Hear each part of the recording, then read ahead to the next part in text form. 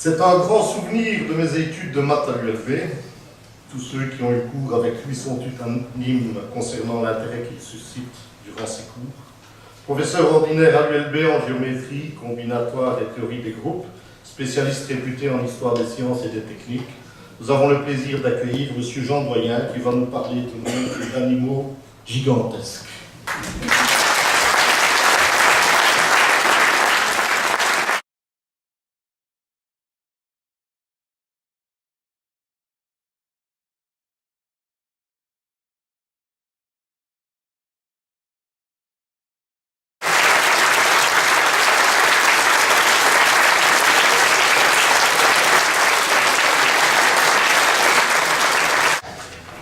Bien, voilà.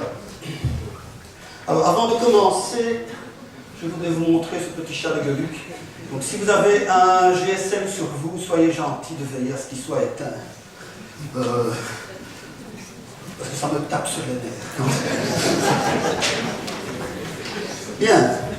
Donc, j'ai choisi de vous parler de nombres gigantesques et animaux gigantesques. Vous vous dites, qu'est-ce que c'est que ça? Ben, c'est un sujet. En fait, ce sont deux sujets. Comme ça, si vous perdez pied à la fin du premier, on recommencera à zéro avec le deuxième. Ils sont très différents, mais il y a à chaque fois l'adjectif gigantesque. Mon but est que, je l'espère, à la fin de l'exposé, vous ne soyez pas dans cette situation-ci. Ça fait de la pub aussi pour l'exposition à l'ULB sur les grands singes. Donc, si j'avais choisi, par exemple, de vous parler de la théorie de Galois des équations des partiels non linéaires, tout le monde serait parti tout de suite. Donc, malgré que c'est sûrement très intéressant. Et donc, j'ai choisi un sujet qui, je l'espère, sera compréhensible par la majorité d'entre vous, y compris les tout petits bouts de chic que j'aperçois dans la salle, parce qu'il y en a des tout petits là, c'est peut-être pas des finalistes, c'est peut-être des petites sœurs ou petits frères de finalistes, et aussi par les personnes accompagnantes. Alors je vais décevoir mes collègues mathématiciens parce qu'ils s'attendent à ce que ça vole haut. Bon, ben juste pendant 3 minutes à la fin, ça volera un peu plus haut. Mais voilà. Alors vous n'allez pas voir où je veux en venir au départ. Je vous laisse le suspense.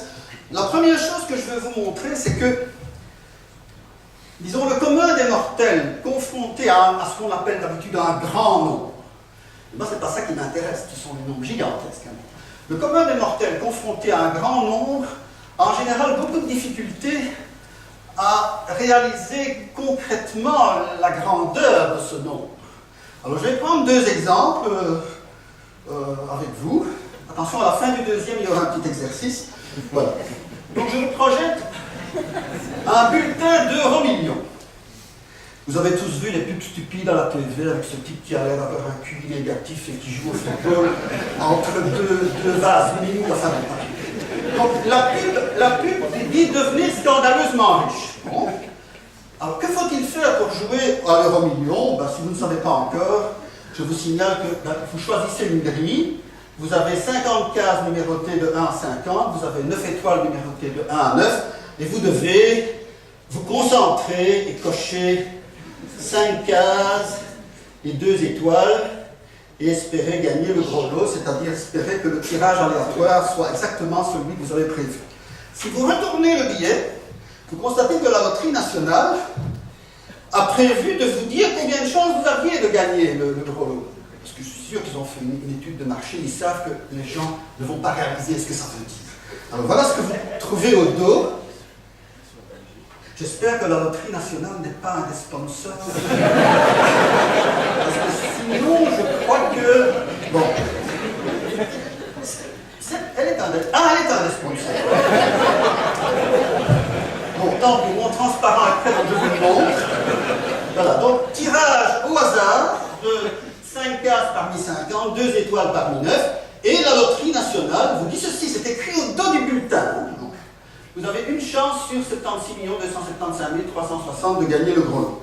Bon, l'homme de la rue se dit, ouais, c'est un grand nombre, mais ça n'est jamais que 76 275 000. Donc allons-y, jouons, dépensons notre fric.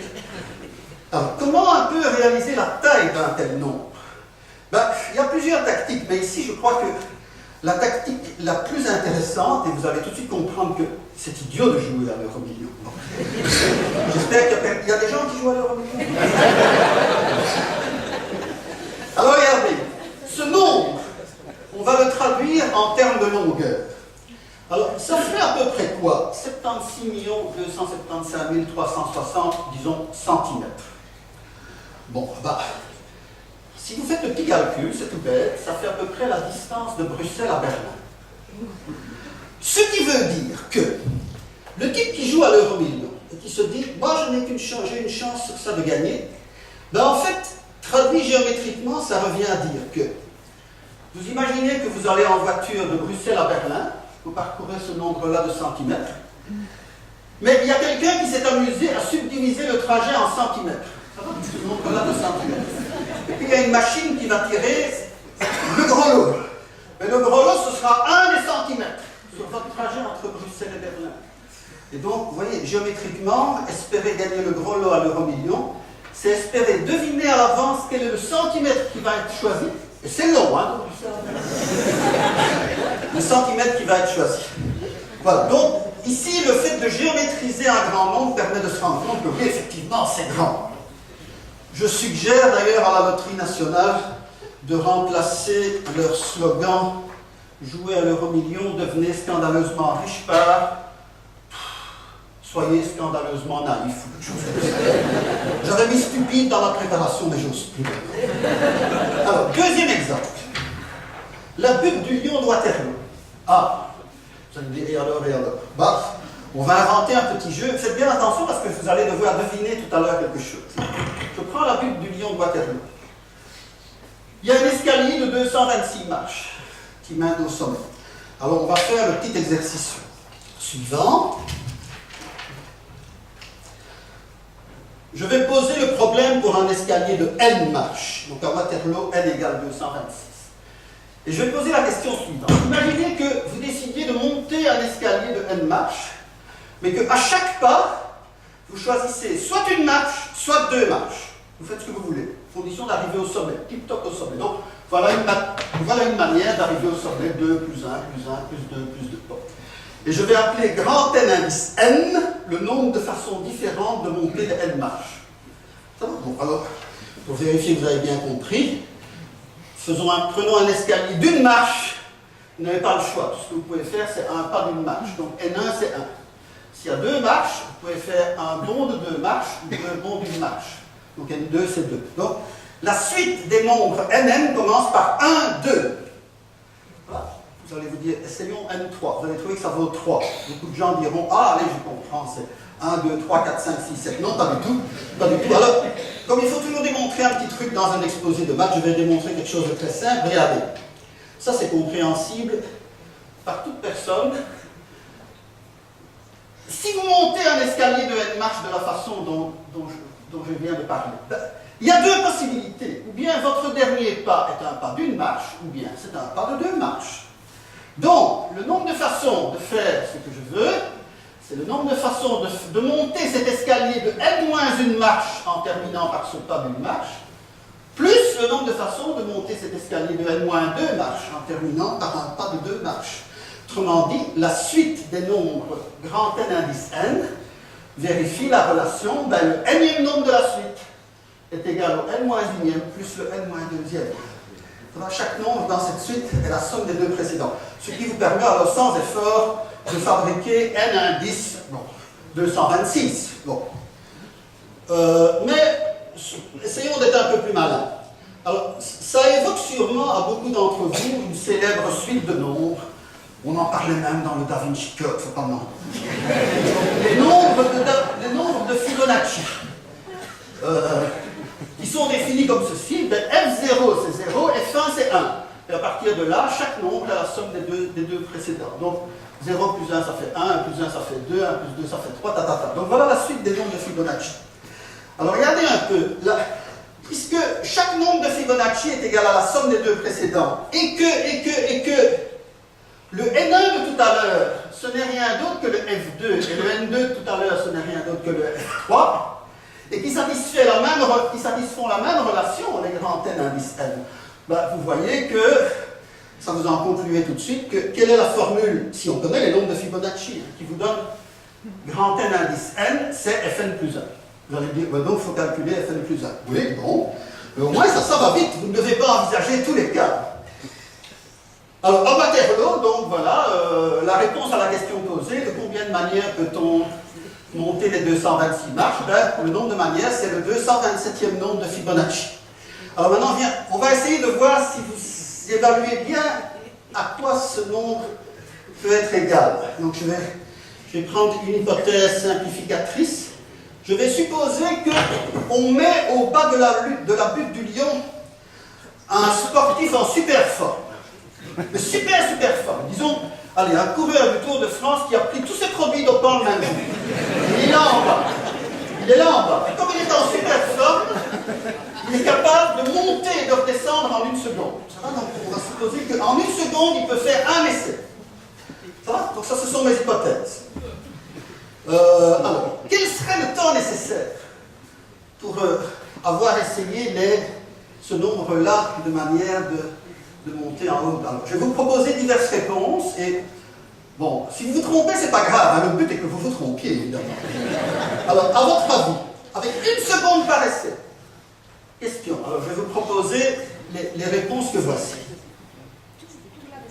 Est-ce qu'on s'en tire en environ un jour, environ 1 mois, 1 an, 100 ans, 1 million d'années, ou est-ce que le temps requis est plus grand que l'âge de l'univers? Pensez bien que j'ai mis des trucs excessifs pour un peu voir. Alors, quels sont ceux qui diraient que, bah oui, 1 seconde par essai, un jour c'est long? Quels sont ceux qui diraient qu'en un jour on s'en tire? Ah, tout le monde est subtil. 1 mois. Ne me demandez pas un mois de combien de jours, 1 mois environ. Personne? Oui, involontaire, alors 1 mois. 1 an. Des bracelets, 1 an, oui. 100 ans, tout un siècle. Ouf! Non, je ne sais plus. Quels sont ceux qui diraient, ben non, allez, il faut bien 1 million d'années pour tester tout ça? Oui. Et quels sont ceux qui diraient, ben non, le temps requis est certainement supérieur à l'âge de l'univers, donc depuis sa création par le Big Bang? Ah ben là, il n'y en a plus beaucoup. Alors, quelle est la bonne réponse? Vous voyez, ici, vous pourriez dire, ben, on ne l'a pas écrit F227, je sais, oui, mais vous savez quand même, regardez, on va jusqu'à F6, on est à 8, et chaque fois on ajoute. Bon, ben regardez, si vous faites le calcul, vous allez trouver ceci. Vous allez trouver que F227 est environ 1,2 10 exposant 47. Donc le temps en secondes, c'est ça. Ben, ça fait environ 4 fois 10 exposant 39 années, avec 1 seconde par essai. Et l'âge de l'univers, c'est environ 10 exposant 10 années. Donc le pauvre, enfin bon, il l'a voulu, hein. Le pauvre vainqueur déchu du Tour de France, même s'il avait commencé et que le lion de Waterloo a été créé au Big Bang, ce qui apparemment n'est pas le cas, ben, il sera encore nulle part. Voilà. Donc vous voyez que ici, pour essayer de vous montrer que tel nombre est gigantesque, on traduit en durée, en intervalle de temps. Et là, on commence à se dire, vous voyez, si je vous avais écrit 1,2 10 exposant 47, vous auriez dit, bah oui, c'est grand. Et si je vous dis, vous comprenez un peu. Alors, quelques petits exemples encore. Si on remonte dans le temps, quel est le premier mathématicien qui s'est amusé à écrire de grands noms? Eh bien, c'est le mathématicien le plus génial de l'Antiquité. Ne me dites surtout pas Euclide et Pythagore. Archimède. Donc Archimède au IIIe siècle avant Jésus-Christ. Dans un de ses travaux qui n'est pas un travail majeur, qui s'appelle l'Arénaire, tout au moins quand on le traduit en latin. Alors vous savez que le mot latin arena signifie, contrairement à ce que beaucoup d'entre vous croient, arena ne signifie pas longue file de parents battant la semaine en espoir et l'austérité. Mais arena signifie le sable. Mais c'est vrai qu'il y a quelques années, il a acquis ce deuxième sens. On ne trouve pas encore dans les dictionnaires. Eh bien, Archimède se pose la question suivante. Il dit, j'ai entendu des collègues dire que si on remplissait l'univers connu à l'époque, avec des grains de sable, le nombre de grains de sable serait infini. Il dit pas comme ça. Il dit, ben non, ce nombre est fini mais très grand. Et alors il fait des petits calculs. Il essaye d'estimer avec les données astronomiques de l'époque quel est le rayon de l'univers, et il essaye de regarder quel est le rayon d'un grain de sable. Alors ben, il fait un petit calcul et il arrive à voir que voilà, ça fait environ 10 exposant 63 grains de sable. pour remplir tout l'univers. Vous pourriez dire que c'est un bête calcul. Non, non, parce qu'à l'époque d'Archimède, le système de numération grec, qui était un des pires avec le romain, oui, bon, n'était pas du tout au point pour écrire ce genre de nombre. En fait, Archimède prend ceci comme prétexte pour mettre au point un système de numération qui permet d'écrire les nombres aussi. Enfin, donc ça, c'est l'une des premières traces d'un grand nombre dans l'histoire des maths. C'est dans l'arénaire d'Archimède. Juste pour rire un peu, je vous montre que si vous comparez au nombre de façons de permuter les 52 cartes d'un jeu de cartes habituel, alors les mathématiques, ici je vais perdre un peu les petits, mais les gens de Réto savent que ça vaut ça. Alors ce point d'exclamation ne veut pas dire oh 52, c'est pas un effet la réponse est 52 et j'en suis tout étonné. Donc ça s'appelle factoriel de 52 et c'est une manière très élégante de dire que c'est 52 fois 51 fois 50, fois 4 fois 3 fois 2 fois 1. Vous faites le calcul, ça vaut ceci, et là ça fait environ 10 exposants 67. Donc voilà, si vous voulez, vous battez un jeu de cartes, toutes les façons d'ordonner les cartes, vous en avez pour longtemps aussi. Ok, alors, tant que j'y suis, j'ai contacté des collègues astronomes qui m'ont donné les dernières informations à ce sujet. L'univers du temps d'Archimède, on pouvait le remplir avec ce nombre-là de grains de sable. Prenons maintenant l'univers tel qu'il est connu par les astronomes et les astrophysiciens maintenant, avec le télescope Hubble et tout ce que les astronomes connaissent. Eh bien, l'univers observable actuellement, il est contenu dans le cube que voici. Donc c'est un cube, je pourrais dire une sphère, disons, c'est un cube de 10 exposants 28 cm de côté. Vous savez bien comment les astronomes le savent-ils? Si on croit à l'hypothèse du Big Bang, au moment du Big Bang, les particules les plus rapides, les photons, qui se baladent à la vitesse de la lumière, vont être émis et vont se balader, disons, en ligne droite, jusqu'aux confins de l'univers observable actuellement. Et donc, voilà, il suffit de connaître l'âge de l'univers, 10 exposants 10 années, vous multipliez par la vitesse de la lumière. Ok, donc vous avez 10 exposants 10 années-lumière, vous traduisez en centimètres et vous trouvez ceci. Donc voilà la taille de l'univers tel qu'on l'estime aujourd'hui. Et là j'ai mis un petit cube, c'est l'analogue du grain de sable d'Archimède, mais ça c'est quoi? Un petit cube de 10 exposants moins 13 cm, c'est-à-dire 1 sur 10 exposants 13 cm. Et ça en gros c'est la taille du noyau d'un atome. Alors on pourrait refaire le truc d'Archimède. Voir combien est-ce qu'il y a de petits cubes dans cet univers. Le nombre de petits cubes, ça ferait 10 exposants 125. Oui, mais comme vous le savez, l'univers est essentiellement vide. Il y a énormément de vide dans l'univers. Donc, ça c'est simplement la réponse à la question, combien y a-t-il de petits cubes dans le grand cube? Et ça ne dit pas combien y a-t-il de particules dans l'univers. Alors, Alain Jorissen m'a expliqué comment on estimait ça. En gros, actuellement, on peut estimer le nombre de galaxies dans l'univers. Je l'ai noté parce que je ne le connais pas par cœur. Je crois que c'est... Oui, voilà. Mais il y a environ 75 milliards de galaxies dans l'univers, parmi lesquelles la nôtre. Bon, la Voie lactée. Chacune contient environ 200 milliards d'étoiles. La masse moyenne d'une étoile, c'est 2 fois 10 exposant 33 grammes. Vous jouez avec le nombre d'Avogadro. Voilà, et vous avez que le nombre de nucléons. Donc je ne regarde pas les quarks, je regarde juste les neutrons et les protons qui sont à l'intérieur du noyau d'un atome. Il n'y en a que 10 exposants 78. Donc c'est beaucoup moins que les 10, beaucoup moins que les 10 exposants 125 petits cubes. Voilà, donc là vous avez des grands nombres. Vous pouvez dire, ça c'est déjà des nombres gigantesques. Non, pas du tout. On n'y est pas encore. Ça c'est des tout petits rikiki, vous verrez tout à l'heure. Vous devrez à peine les mentionner. Bon.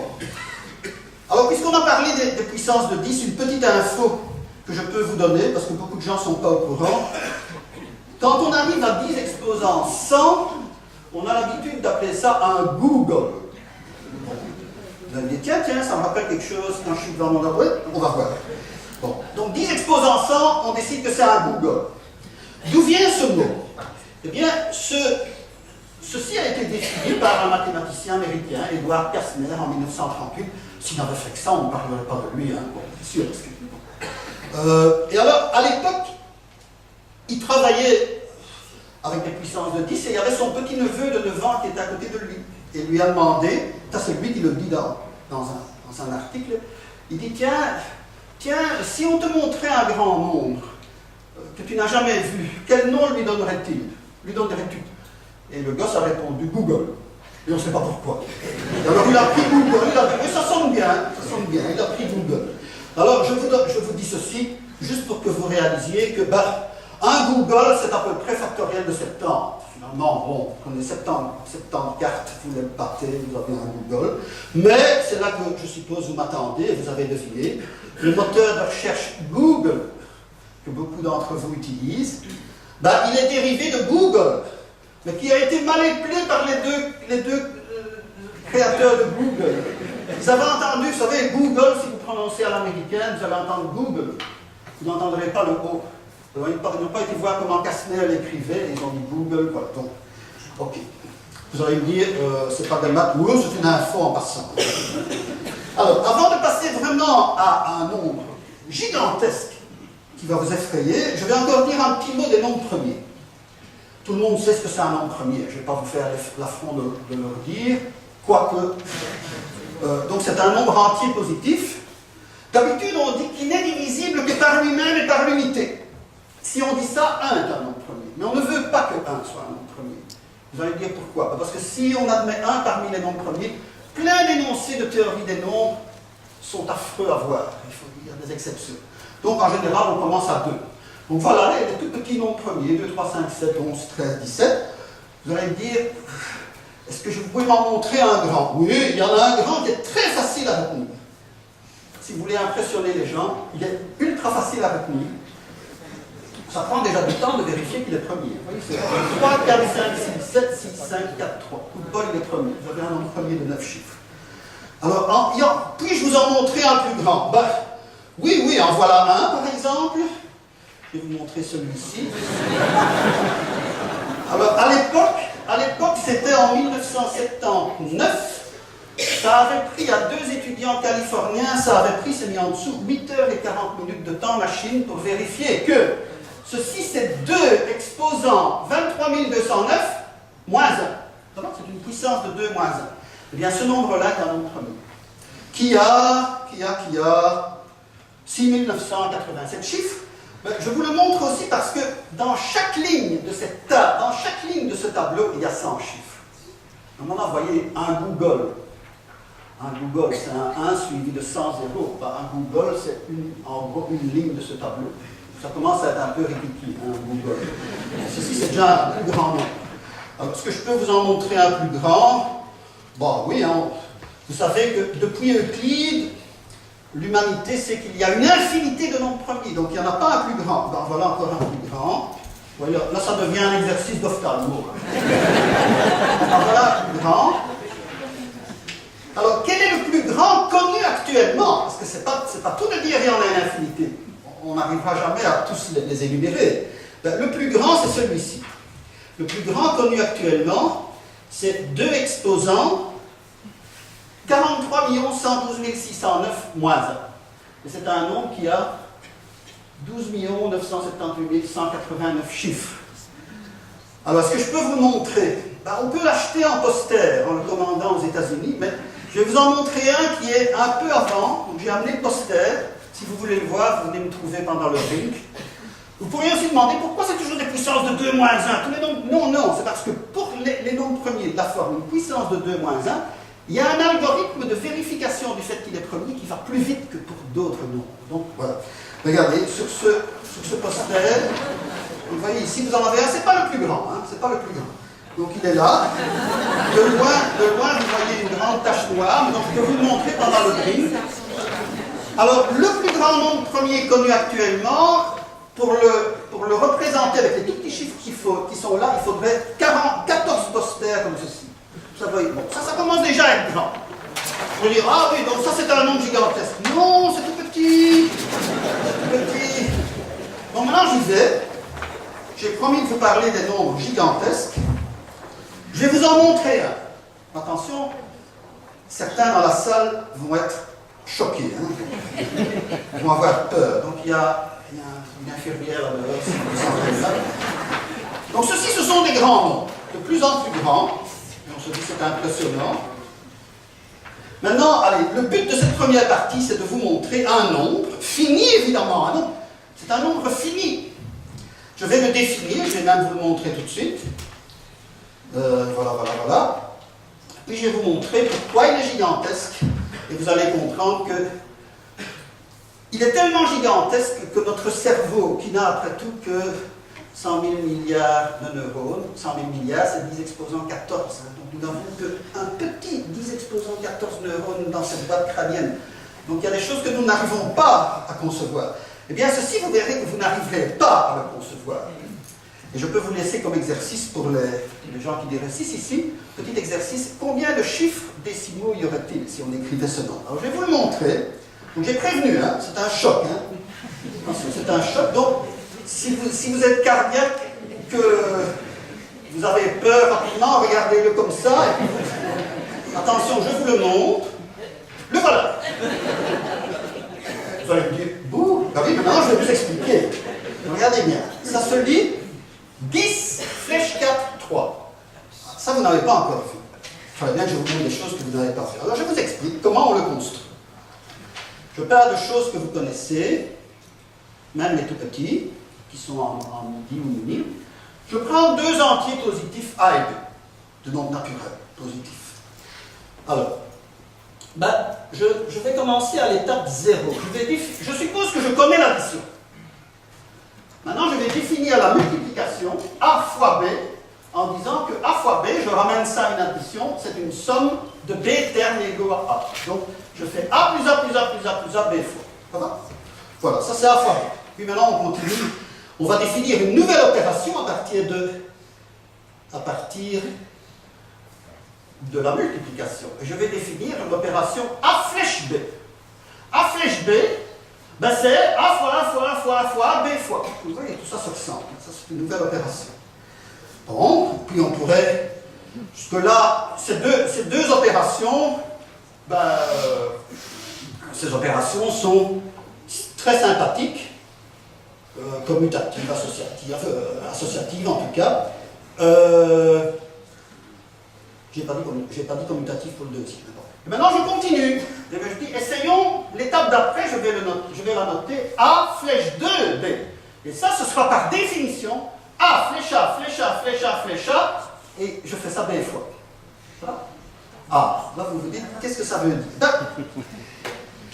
Petite remarque, a priori, ceci est mal défini. Parce que, regardez bien, c'est pas bien défini, parce que je n'ai pas dit où je mettais les parenthèses. Et si je calcule 3 flèches 3, parenthèse, flèche 3, c'est pas la même chose que 3 flèches 3. Pourquoi?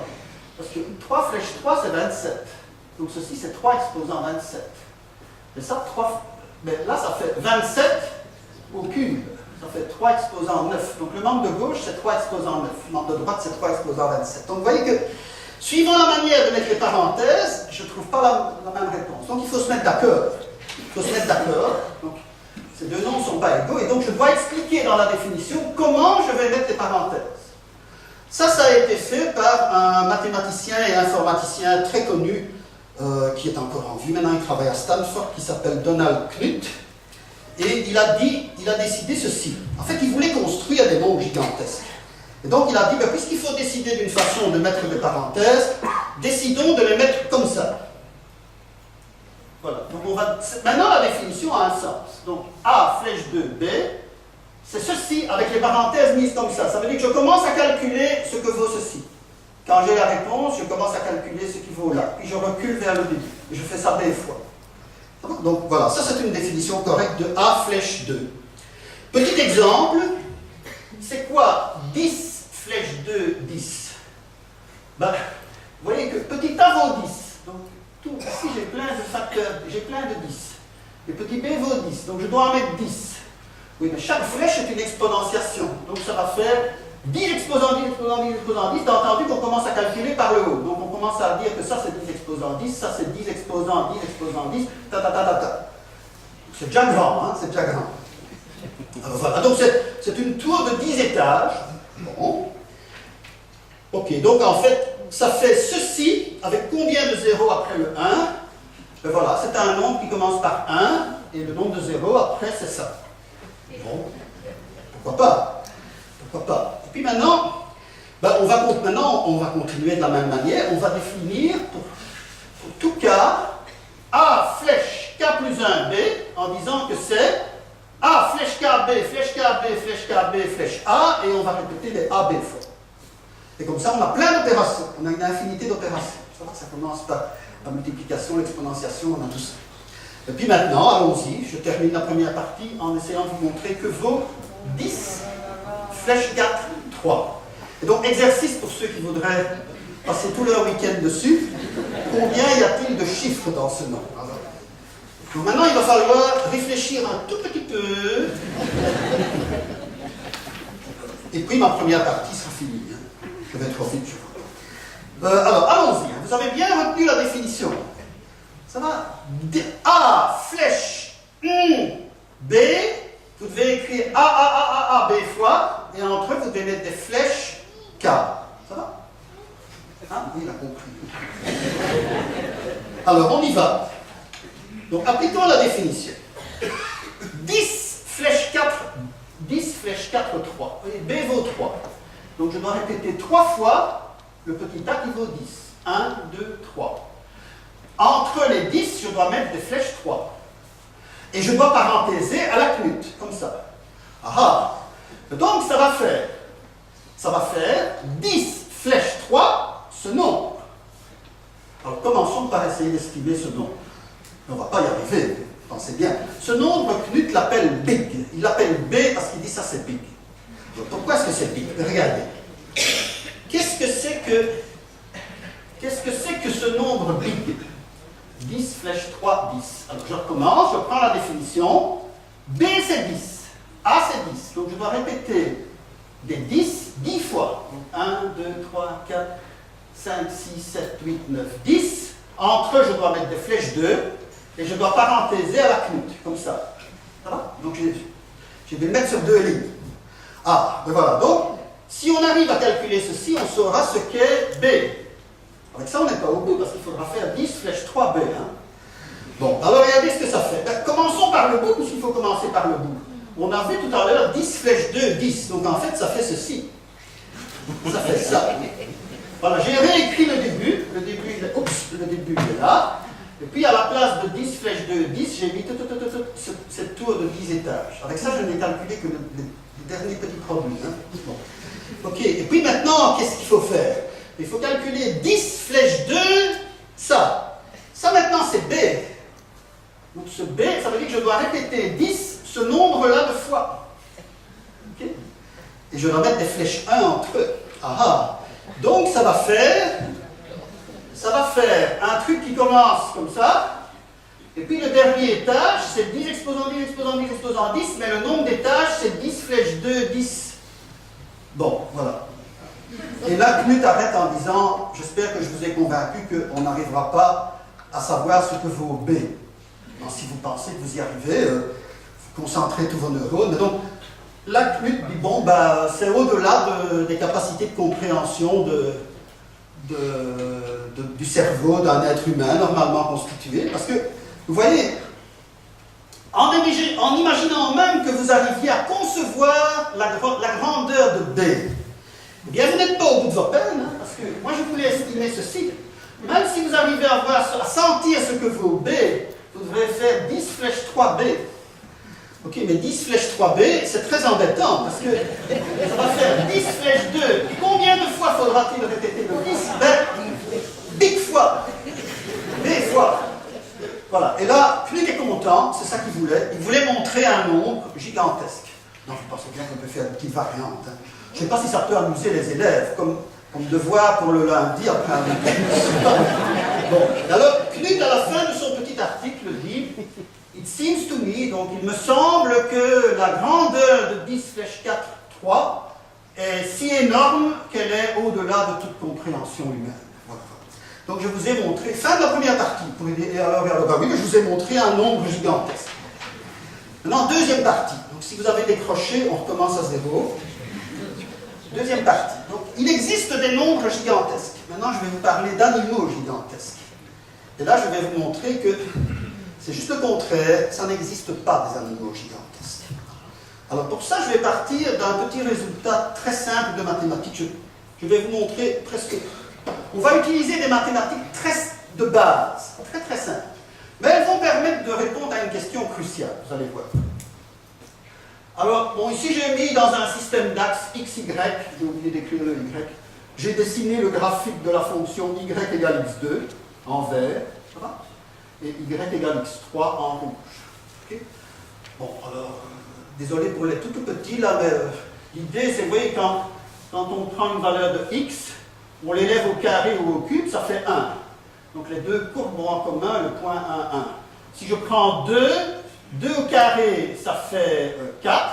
Donc je vais trouver un point vert, un point sur la courbe verte qui est là. 2 au cube, ça fait 8. Donc sur la courbe rouge, il est 2 fois plus haut. Vous voyez l'idée. Alors c'est très facile de voir que, en fait, entre 0 et 1, quand x se balade entre 0 et 1, la courbe rouge est strictement en dessous de la verte. Pensez à un demi. Hein. Un demi au carré, ça fait un quart. OK? Et un demi au cube, ça fait un huitième. Et un huitième est clairement en dessous d'un demi. Ça ne prouve rien, mais ça vous montre que ça a l'air juste. Hein. Bon. Et par contre, dès qu'on passe ce point critique, la verte est en dessous, la rouge est au-dessus. Alors, beaucoup de gens pourraient dire, alors, on s'en fout. Mais non, on s'en fout pas. À quoi ça sert? On n'a pas besoin de ça dans la vie courante. Tout ce qu'on veut, c'est calculer les pourcentages. Bon, mais je vais vous montrer que il ne faut jamais croire que certaines choses dont on ne voit pas tout de suite l'utilité n'ont pas d'utilité. Pour ça, on va essayer de répondre à la question suivante. Petite question. Je ne sais pas combien de personnes dans la salle connaissent la réponse à cette question. Question. Pourquoi les êtres... Vous allez me dire, c'est plus des maths. Oui, mais les maths vont arriver. Pourquoi les êtres humains adultes ont-ils tous à peu près la même taille? Il y a des petits gosses curieux et intelligents qui, je suis sûr, régulièrement vont trouver leur papa en disant « Dis papa, après tout », ça doit être des gosses très curieux. Donc, « Dis papa, après tout, tous les messieurs et les madames, ils sont à peu près tous la même taille. Pourquoi ?» Alors, je suppose que la plupart des papas ne savent pas, ils disent « Parce que… » Eh bien, s'ils ont vu la série de Stéphane de Groot à la TV, les petites capsules, ils disent « Je ne sais pas. » Parce qu'il file dans ta chambre. Bon, mais donc, en général, on pourrait dire « Je ne sais pas ». Alors, mon but, c'est de vous expliquer pourquoi c'est le cas. Et vous allez me dire, mais la question n'est pas bien posée, parce que, bon, même dans la salle ici, il y a plein d'adultes qui sont plus grands que la moyenne et d'autres qui sont plus petits. Oui, mais vous n'avez jamais vu un être humain qui a 200 mètres de haut, et vous n'en avez jamais vu qui ont 5 cm de haut. Adultes, hein, ça va? Bon. Donc, manifestement, il y a un intervalle de taille dans lequel la taille des êtres humains adultes est confinée. Remarquez qu'il en est de même pour les éléphants. En gros, les éléphants adultes ont tous la même taille. Il en est de même pour les chats. Vous allez dire, oui, mais il y a des chats plus gros. Non, non, allez. On regarde en gros. En gros, tous les chats ont la même taille. Et aucun chat n'a la taille d'un éléphant. Les vaches, les souris, bon, etc. Alors, pourquoi? Donc, c'est-à-dire les animaux à sang chaud. Donc, je vais regarder les animaux à sang chaud. Nous en sommes, nous en faisons partie. D'une espèce donnée, donc je me fixe l'espèce. Et quand je dis espèce, il faut encore raffiner. Parce que vous allez dire, oui, mais moi j'ai vu 2 chiens dans la rue, il y avait un gros Saint-Bernard et il y avait un petit, comment on appelle, tout petit. Belmondo en a un seul dans chaque. Chihuahua. C'est Chihuahua. Ah bon, les Yorkshire. Voilà, bon. Oui, mais là il faut préciser, alors à l'intérieur de l'espèce chien, il faut préciser les Saint-Bernard ou les Yorkshire. Bon, okay. Donc il faut être un peu plus précis, mais je vais essayer surtout de vous montrer quelles sont les idées cachées derrière. Alors, je vais vous expliquer. Je vais vous montrer, en tout cas, une explication. Et alors, j'ai trouvé récemment ceci. Vous voyez là. Ah, on ne le voit pas. Ici, il y a une petite souris qui est sur le... Désolé. Qui est sur le bout de la trompe de l'éléphant et qui dit, je vais tout expliquer. Bon, ça ne marche pas. Mais je vais quand même vous expliquer. Alors, pourquoi est-ce que tous les êtres humains adultes ont à peu près la même taille? Eh bien, ça vient d'une constatation biologique. Donc, il y a un tout petit peu de biologie, puis il y aura des maths. Eh bien, pour survivre, le corps d'un tel animal, c'est-à-dire à sang chaud, doit rester à température plus ou moins constante. C'est-à-dire, on ne peut pas trop s'écarter d'une certaine température. Ça, c'est un fait acquis de la biologie. Les biologistes qui étudient les animaux à sang chaud savent très bien ça. Et pour l'être humain, cette température idéale, c'est 37 degrés Celsius. Vous allez me dire, oui, mais on peut quand même s'en écarter. Moi, hier, j'avais une fièvre, j'avais de la fièvre, j'avais 40 degrés. Oui, oui, vous pouvez vous en écarter un petit peu, par le haut, par le bas, mais pas trop. Exemple, pour les êtres humains, le record détenu par un homme qui a survécu,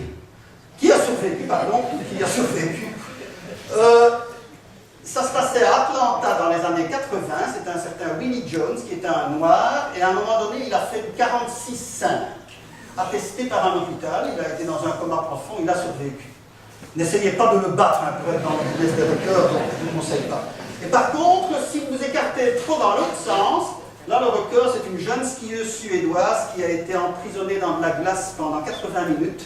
Sa température corporelle était descendue à 13,7 et après plusieurs mois de coma profond, elle a survécu. Donc, voyez, donc on peut s'en écarter, mais pas trop. Pas trop. Bon. Alors prenons ça comme hypothèse de départ. Et maintenant on va un peu regarder ce qui se passe à l'intérieur du corps d'un être humain. Eh bien, donc je vais prendre un animal à sang chaud, plus généralement. Et les biologistes nous apprennent que, donc maintenant les maths vont apparaître, le métabolisme d'un animal à sang chaud produit chaque jour à l'intérieur du corps une certaine quantité de chaleur pour maintenir cette température suffisamment élevée. Et ce que les biologistes savent, donc cette quantité de chaleur, je vais l'appeler Q+, les biologistes savent que Q+ est proportionnel au volume que je vais appeler V du cœur de l'animal. Plus l'animal est gros, plus son métabolisme produit chaque jour une quantité de chaleur importante Q+. Ok.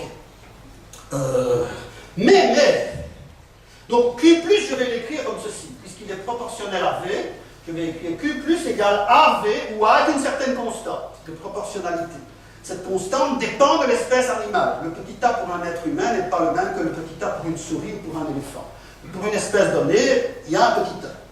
Bon, alors maintenant, deuxième fait, et puis ce sera presque tout.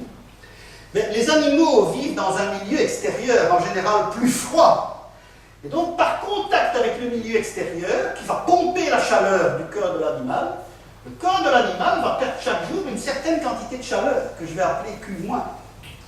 Et ce que les biologistes nous apprennent, c'est que Q- est proportionnel, alors, désolé, hein, ici j'ai mis la surface S, je sais que c'est vieillot maintenant, il faudrait dire l'air A, mais je me disais, tiens, il y a des parents dans la salle, il y a des gens qui, si je mets R, ils vont demander qu'est-ce que c'est, je ne comprends plus. Donc, allez, ce qu'on appelait surface dans le temps, on l'appelle R, mais je vais quand même garder le mot surface. Donc, mais là, Q- est proportionnel à la surface du cœur de l'animal.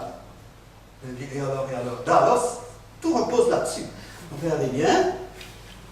Donc, attention, la surface du cœur de l'animal en contact avec le milieu extérieur. Ça va donc. Plus votre surface de corps en contact avec le milieu extérieur est importante, plus le milieu extérieur vous pompe de la chaleur. Hein? Donc je vais écrire que Q- c'est B fois S, puisqu'il y a proportionnalité. B est une autre constante, c'est la constante de pompage, par le milieu extérieur. Mais c'est proportionnel à la surface du corps de l'animal. Alors, les animaux instinctivement savent ça.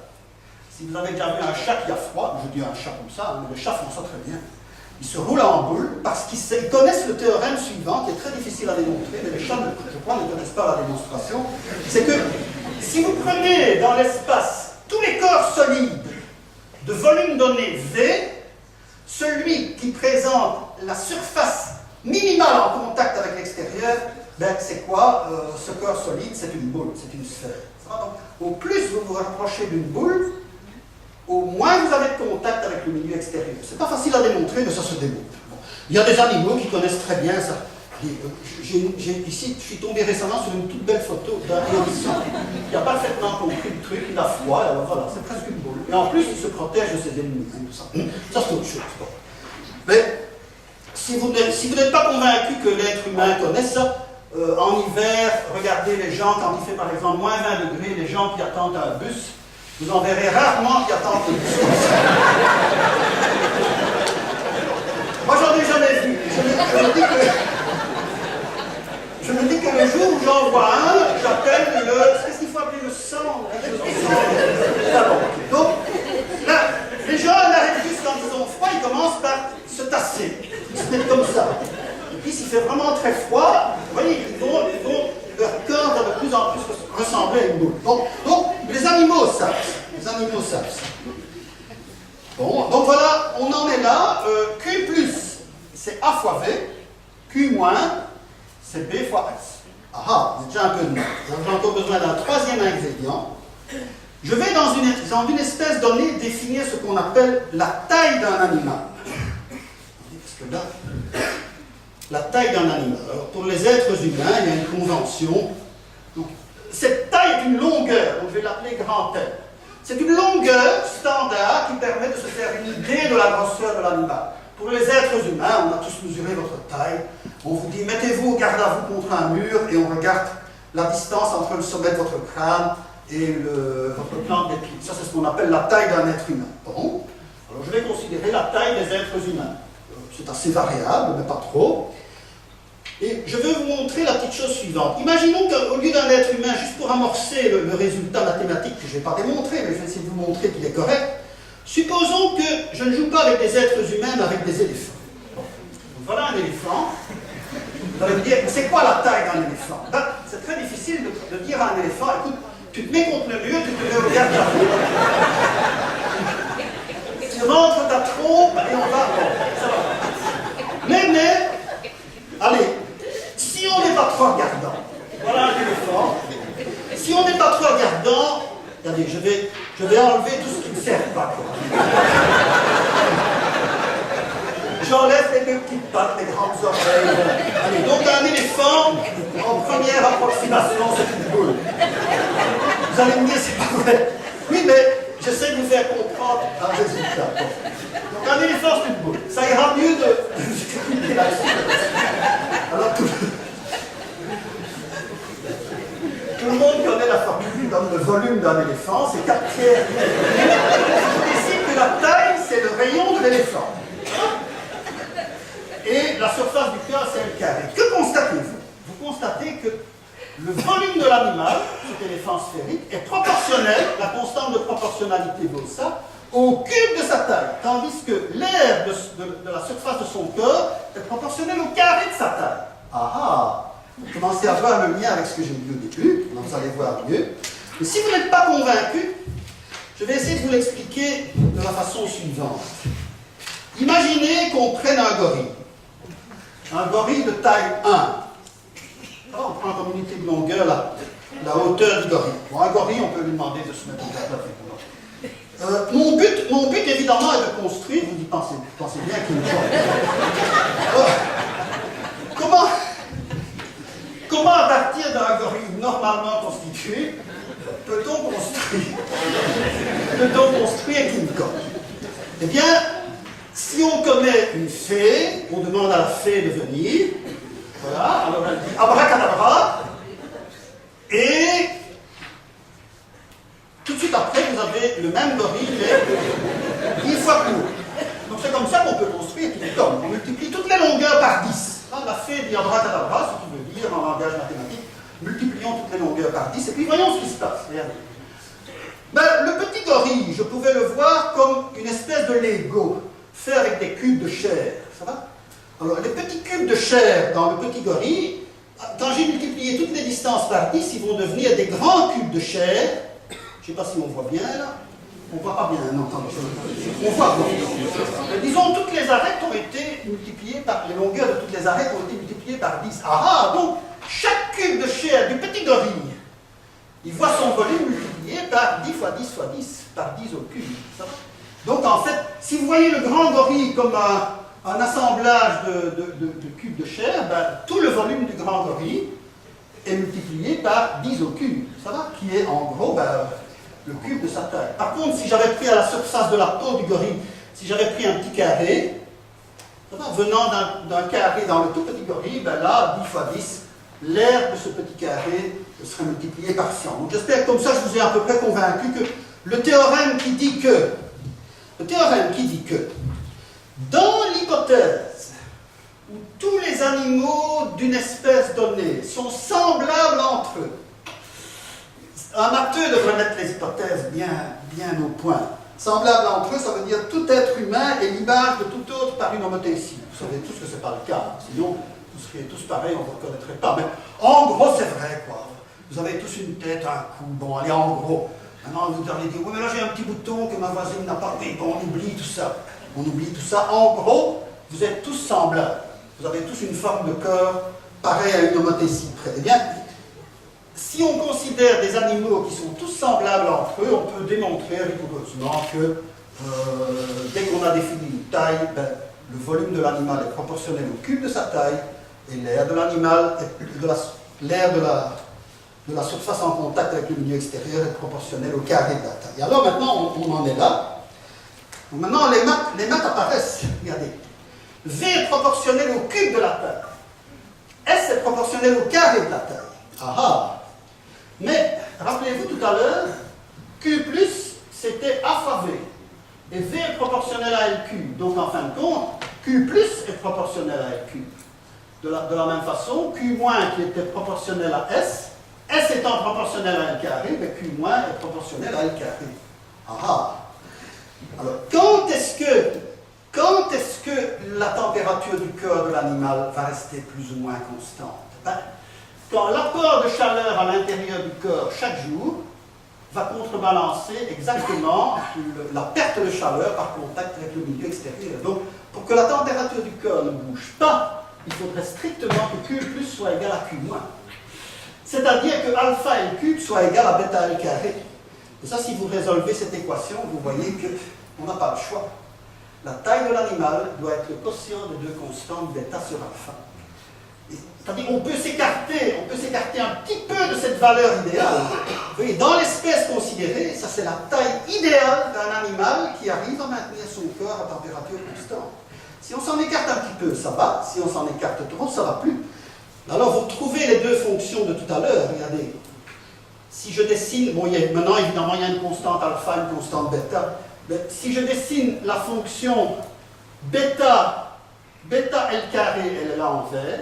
La fonction alpha L cube, elle est ici en rouge. Elles ont un point commun à l'origine. Elles en ont un autre qui est là. Et ça, c'est la taille idéale. Donc si vous vous écartez, vous voyez, vous écartez un tout petit peu de ce bêta sur alpha. Allez, si vous êtes là, bon, ben, la différence entre le Q- et le Q+ sera négligeable. Il suffit de manger un peu plus ou un peu moins et on rétablit les choses. Mais si vous vous écartez trop, si vous venez ici par exemple, alors la valeur rouge est beaucoup plus petite que la valeur verte.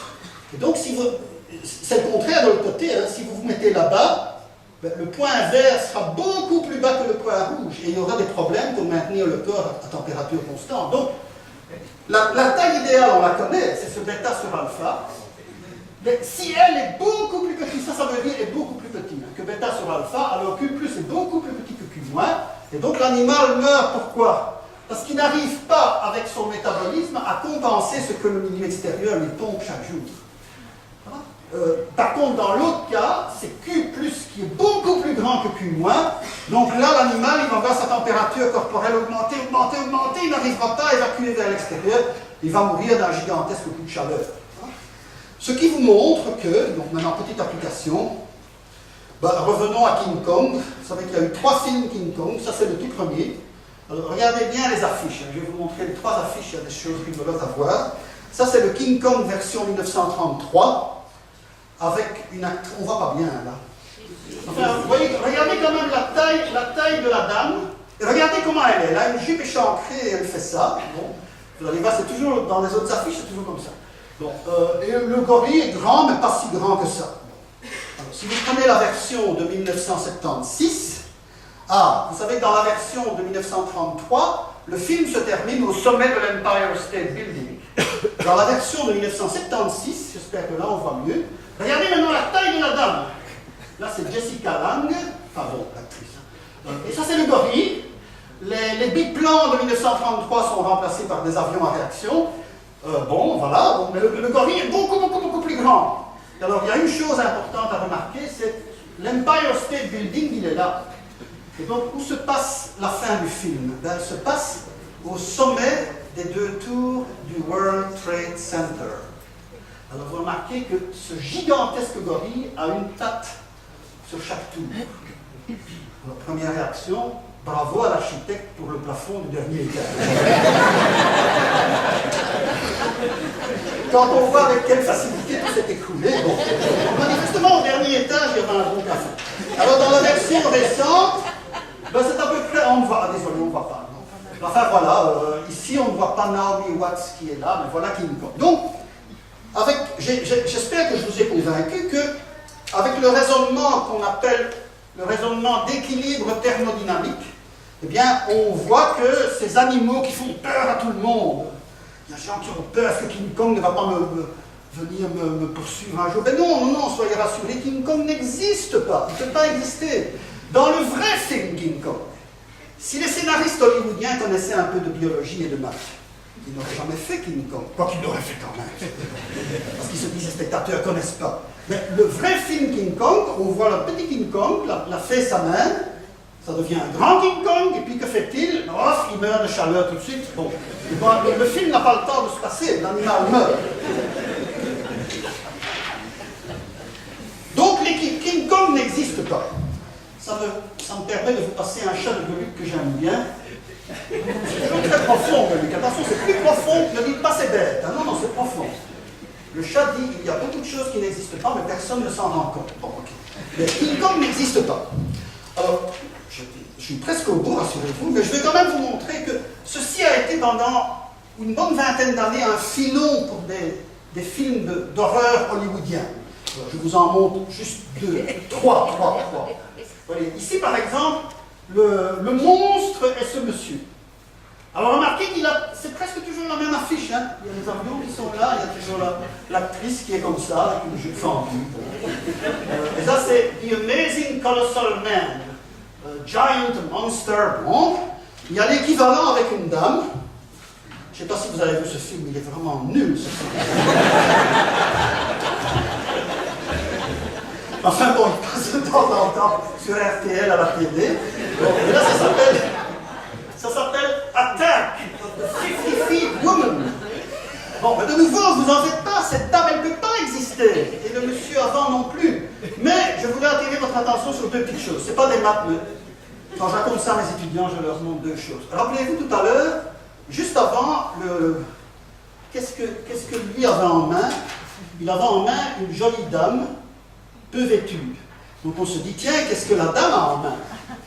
On s'attend à trouver, je ne sais pas moi, un Chippendale. Alors on regarde et on voit qu'elle tient une autre. Donc ça c'est le machisme. Ça c'est typiquement le machisme des scénaristes hollywoodiens. Et alors il y a plein de questions qu'on peut se poser. Quelqu'un m'a demandé un jour où est-ce qu'elle a acheté son soutien-gorge. Ah oui, j'ai oublié de vous dire, c'est censé être un exposé de maths, mais je me disais que, comme Martine l'a rappelé, ceci est une fête, donc le but était aussi de vous faire rigoler un petit peu. Alors, à l'opposé, il y a un film qu'on repasse mais presque toutes les semaines sur l'une ou l'autre chaîne, et qui est aussi d'une bêtise incommensurable, mais là c'est tout à fait autre chose. Ça s'appelle Chérie, j'ai rétréci les gosses. Vous avez dû voir ça. Avec un certain rythme moraliste. Donc, il rétrécit ses gosses, ils sont tout petits. Et puis, il fait plein de choses avec ces petits gosses. Ben, si le scénariste connaissait un peu de biologie, de chimie et de maths, il saurait que tout ce que le papa peut faire avec ses gosses, c'est s'en servir comme glaçon dans son lycée. Mais certainement pas, le film s'arrête tout de suite. Et alors, il y en a des effrayants comme ceci. Là, ça s'appelle L'homme qui rétrécit. Tout d'un coup, il rétrécit chez lui. Et sa femme garde la même taille. Ça, c'est un bon film. On ne sait pas pourquoi il rétrécit, mais il rétrécit. Alors, les objets de la vie courante ne sont plus à sa taille. Donc, sa femme lui construit une petite maison de poupée dans le living. Mais quand elle part, parfois, il se trouve en contact avec une araignée. C'est effrayant à voir. Alors, je dirais, si vous avez bien compris tout ce que je vous ai raconté jusqu'à présent, ben, si vous faites des cauchemars où vous vous sentez poursuivi par des animaux gigantesques, ou des êtres gigantesques, je vous suggère le médicament très bon marché suivant. Au-dessus de votre lit, vous affichez ceci. Et si votre inconscient a suffisamment l'esprit mathématique, finit tous ces cauchemars. Alors, j'arrive au bout, rassurez-vous. Vous allez me dire, oui, mais de temps en temps, il y a quand même des gens très grands. Oui, il y en a des très grands. Alors, je vais vous montrer l'être humain répertorié ayant eu la plus grande taille dans l'histoire de l'humanité. Ben, c'est ceci, on va pas regarder. C'est ce monsieur-là. Et si vous avez un peu de curiosité, allez voir sur Google, allez voir sur le web, et vous tapez Robert Wadlow. Et vous voyez qu'il y a plein de photos de ce monsieur Robert Wadlow. Alors le voici. Là, il est tout petit, il est tout jeune à côté de sa maman. Et là, c'est quelques années avant sa mort. Il faisait 2,72 m face à un être humain normal. Alors ce monsieur, en fait, avait des tas de problèmes. Et il avait des problèmes thermodynamiques, bien sûr, mais il avait des problèmes avec les os de ses jambes. On ne voit pas bien, mais il a une canne, là, il marchait très difficilement. Les os de ses jambes étaient toujours à la limite de la rupture. Alors vous imaginez bien quelqu'un comme ça, il est mort à 22 ans. Hein. Bon.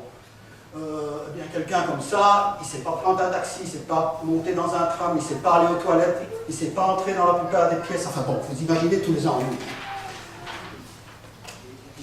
Il avait des pieds comme ceci. Je me suis amusé une fois à faire les pieds de Robert Wadlow, puisque j'avais trouvé sur le web la taille de ses pieds, 47 cm de long. Je vous le dis parce que ces chaussures, c'est très difficile de trouver quelqu'un qui accepte de fabriquer des chaussures comme ça. Et c'était quelqu'un de Hasselt, un cordonnier de Hasselt en Belgique qui lui fabriquait ces chaussures. Alors, dernière petite chose. Ah, rassurez-vous, j'arrive au bout. Mais je dois encore vous signaler que la non-existence d'animaux gigantesques, on l'a vu par un argument d'échange de chaleur, de thermodynamique. Mais il y a d'autres arguments qui arrivent à la même conclusion. Et l'un d'eux a été donné par Galilée, le grand Galilée, dans un de ses ouvrages qui s'appelle Les Discours, le Discorsi, en 1638. Et Galilée avait fait des expériences, il avait remarqué que la résistance d'un os à la compression est proportionnelle à l'aire d'une section transversale de l'os. Donc imaginez que ceci soit un os de la patte d'un animal, un os de la jambe d'un être humain. Eh bien, vous mettez un poids dessus et vous essayez d'écrabouiller l'os. L'os va résister jusqu'à un certain point, sinon à la fin il va craquer, et la résistance à la compression est proportionnelle à l'aire d'une section transversale de l'os, c'est-à-dire à l'aire de la zone que vous obtenez, de la région que vous obtenez quand vous coupez l'os par un plan perpendiculaire à son axe. Et ça, Galilée l'avait remarqué. Et donc, il raisonnait comme ceci. Il savait déjà que King Kong n'existait pas, mais il ne connaissait pas King Kong. Mais il disait donc, si on prend un animal qui existe dans la vie courante et qu'on imagine qu'on multiplie toutes les longueurs par 10, Galilée disait pas 10, je crois, il disait 3 ou 4, il disait mais ça n'ira pas, parce que son volume va être multiplié par 1000, donc son poids aussi, tandis que l'aire de ce site va être multiplié par 100, et donc l'os va craquer. Ça va? On s'imagine toujours que, ça les architectes savent quand ils font des maquettes. Ils font une maquette d'un bâtiment et ça tient, et puis on construit le bâtiment en dur et ça s'écroule. Là, les architectes savent. Et donc, vous voyez tout à l'heure la dame qui avait une voiture en main.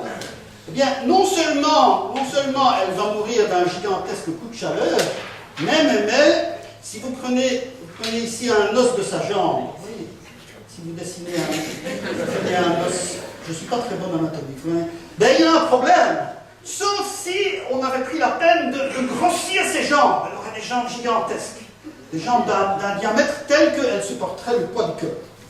Alors ceci aide à comprendre, bon, en passant je vous montre l'os de la patte d'un dinosaure. Là vous commencez à voir qu'il n'est pas très long et il a un diamètre assez important. Et ceci aide à comprendre par exemple la chose suivante, regardez. Je termine, j'ai encore une toute petite remarque à faire, j'ai fini.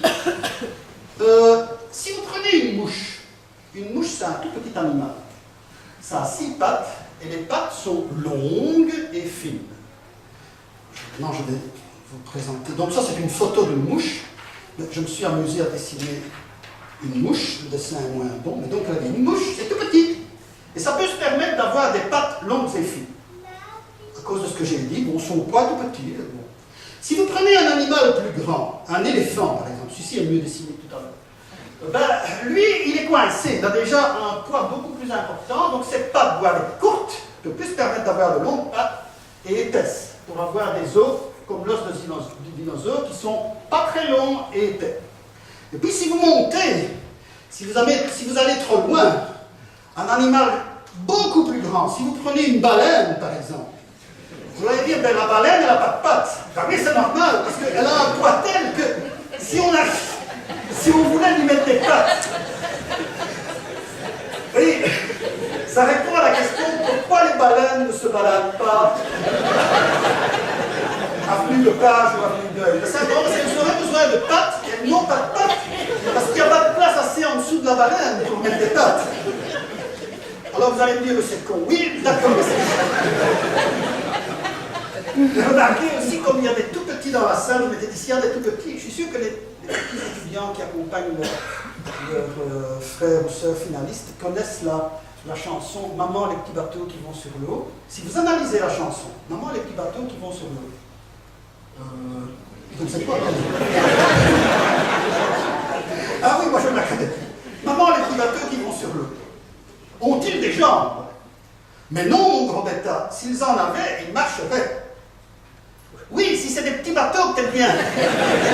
Mais si vous pensez au Titanic, ça ne va pas, quoi. Si vous essayez de mettre des jambes au Titanic, ça ne va pas. Voilà. Alors, je vous dis maintenant, il a complètement déconné. Donc maintenant, uniquement pour les mathématiciens présents dans la salle et les étudiants de Réto, dernier transparent, je vais vous faire un cadeau, un problème qui, si vous le résolvez, vous rapporte plus que les prix que vous allez recevoir. Ils sont fabuleux, hein, ici. Bon. Mais vous rapporte $1 million. Alors vous avez peut-être entendu parler d'une fondation, la fondation Clay, C-L-A-Y, ça veut dire argile en anglais. Donc M. Argile a fait une donation de 7 fois $1 million. Et pour gagner chacun de ces millions de dollars, il faut résoudre un problème parmi 7 problèmes qui sont réputés comme étant extrêmement importants. L'un d'eux a été résolu il y a peu par un mathématicien russe qui s'appelle Perelman, c'est la conjecture de Poincaré dont Luc Lemaire a déjà parlé lors d'une séance ici, je crois. Bon, et bien pour vous montrer aussi que les mathématiciens ne sont pas des gens qui recherchent le fric, Perelman a refusé son fric. Il a dit, moi j'ai fait ça pour le plaisir, pas pour gagner de l'argent. Parce que vous auriez fait à sa place. Alors, donc, les 7 problèmes, il y en a déjà un qui est résolu. Il en reste 6. Et parmi les 6, le plus célèbre, celui dont rêvent tous les mathématiciens, mais bon, il ne faut pas se leurrer, hein. Ça s'appelle l'hypothèse de Riemann, ou la conjecture de Riemann. Alors ici, donc, je m'adresse aux étudiants qui vont comprendre la petite formule que je vais écrire. L'hypothèse de Riemann, c'est très compliqué à expliquer. Ça fait appel à une fonction de variable complexe qui est définie par une série, et les nombres premiers jouent un rôle. Cette fonction est très liée aux nombres premiers, donc je ne vais pas vous l'énoncer. Mais vous devez savoir que si vous résolvez cette conjecture, ce problème non résolu posé par Riemann au XIXe siècle, vous gagnez $1 million. La plupart des gens qui travaillent dessus se fichent pas mal du $1 million. Hein, bon. Eh bien, si vous n'êtes pas au courant, je vous signale qu'en 2002, un mathématicien américain qui s'appelle Geoffrey Lagarias a démontré ceci. Il a démontré que l'hypothèse de Riemann, qui est très difficile à formuler, eh bien, elle est équivalente à la question suivante, qui est très facile à formuler. Si on est en réto, hein, donc désolé, ici je parle uniquement pour les rétos et pour les collègues mathématiciens, donc, c'est strictement équivalent, c'est-à-dire si vous prouvez que ce que je vais écrire est vrai, vous avez démontré l'hypothèse de Riemann et vous avez résolu un des 7 problèmes clés. Si vous prouvez que ce que je vais écrire est faux, vous avez montré que l'hypothèse de Riemann est fausse. Et vous avez quand même gagné $1 million. Oui, j'ai oublié ça. Bon. Alors regardez, est-il vrai que... Ah, et là vous allez me dire, on comprend plus. Oui, mais je vais expliquer. Donc, est-il vrai que pour tout entier n strictement plus grand que 60, sigma de n est plus petit que e exposant hn log de hn en base. Donc, ça c'est le logarithme népérien. Donc, désolé si vous ne savez pas trop, c'est pas grave. Donc, ça c'est le nombre e, 2,71828, super important dans toutes les sciences. Ça, ce sont les logarithmes en base e. Ce que vous ne savez pas, c'est ce qu'est hn, et ça c'est facile à dire. Hn, c'est simplement la somme des inverses des entiers, jusqu'à 1 sur n. Donc vous voyez, H1, c'est 1. H2, c'est 1 plus 1,5, 3 demi. H3, c'est 1 plus 1,5 plus 1 tiers. Hein? Vous allez comme ça jusqu'à Hn. Donc Hn, vous savez. Qu'est-ce que c'est que sigma de n? C'est tout aussi bête. C'est la somme de tous les diviseurs de n. Donc exemple, que vos sigma de 6, le seul diviseur de 6, c'est 1, 2, 3, 6. Faites la somme, ça fait 12. Sigma de 6, c'est 12. Sigma de 10, c'est 1 plus 2 plus 5 plus 10, ça fait 18. Donc comme ça, vous comprenez tout ce qui est dans la formule. Eh bien voilà, vous avez de quoi vous occuper ce midi. Si vous arrivez à démontrer que sigma de n est plus petit que ça pour tout entier n, vous avez démontré le problème le plus célèbre actuellement, le problème résolu le plus célèbre en mathématiques, qui est l'hypothèse de Riemann. Voilà. Donc, j'ai essayé de vous faire rire un peu, de vous apprendre des choses que vous ne connaissiez peut-être pas. Merci pour votre attention. Alors, je ne sais pas si on lit ceci, oui. J'espère que vous avez quand même bien lu. J'ai essayé de vous montrer qu'avec des maths très simples, allez, des homothéties, comment se comporte un volume et une aire quand on agrandit des longueurs, et simplement le comportement de la fonction x2 par rapport à x3, on peut expliquer on peut résoudre des problèmes fondamentaux, par exemple en sciences de la vie. Maintenant, vous savez pourquoi vous avez tous à peu près la même taille. Vous allez dire, on n'est pas plus avancé. Si, maintenant, si votre petit gosse vient vous demander, dis papa, pourquoi j'ai la même taille, vous allez lui faire tout un exposé. Et il sera parti avant la fin. Donc, maintenant, ce que je voudrais que vous compreniez bien, c'est qu'ici, pour que la plupart des gens comprennent, j'ai pris des maths super élémentaires. Ça permet déjà de résoudre des problèmes fondamentaux, importants. Si vous faites plus de maths, ben alors le nombre de problèmes que ça permet de résoudre avec des maths plus évoluées est tout simplement fabuleux. Mais simplement, la plupart de ces problèmes sont non résolus. Mais là, évidemment, ce n'était pas l'objet de mon exposé. Mais donc, pour ceux d'entre vous qui feraient de la recherche en maths, dites bien qu'il y a des problèmes non résolus à foison. Il ne faut pas essayer celui-là, il est trop compliqué. Et ces problèmes, bien compris, permettent par exemple de comprendre la structure de notre univers, la structure de la matière, permettent de résoudre des problèmes de biologie sur le fonctionnement de notre cerveau, toute une série de choses auxquelles on ne s'attend pas. Un peu comme si je vous l'avais dit tout à l'heure, pour répondre à la question pourquoi avons-nous tous la même taille, on a besoin de la fonction x2, vous aurez dû voir les charrues. Donc voilà, ça je voulais vous le dire. Alors, comme vous le savez, donc maintenant on va procéder à la distribution des prix. Et alors, comme je suis un fan du chat de Gueuluc, je vais encore vous en montrer un. Donc vous allez recevoir des prix. Et dans la salle, certains d'entre vous auront un premier prix, d'autres un deuxième prix, d'autres un troisième prix. Bon, vous verrez dans quelques minutes. Mais j'aime bien cette citation du chat de Gueuluc de nouveau, qui dit ceci. Je trouve que c'est pas idiot. Dans une course de haut niveau, dit le chat de Gueuluc, même le dernier arrivé n'est pas le premier venu.